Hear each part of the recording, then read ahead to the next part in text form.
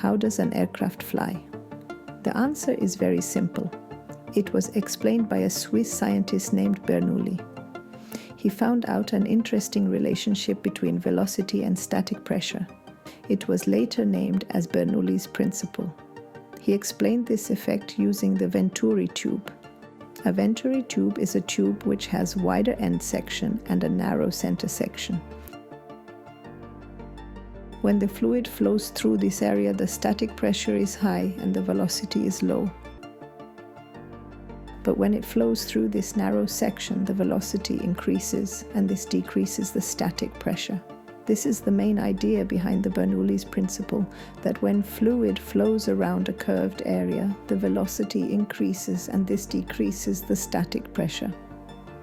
On close inspection of an aerofoil, one can observe that the upper surface of the aerofoil resembles to a Venturi tube. For example, if you take a wing and look at its cross-section at any part of the wing, it has to be an aerofoil. Not only the wings, all the control surfaces of the aeroplane are made up of aerofoils.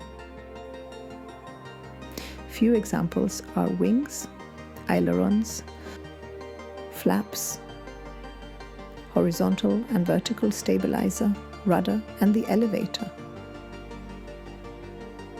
When air flows around the aerofoil, there are two pressure zones acting on top and bottom of the aerofoil.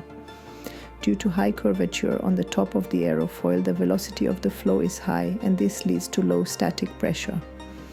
Similarly, the velocity of the flow is slow on the bottom of the aerofoil, and this leads to high static pressure.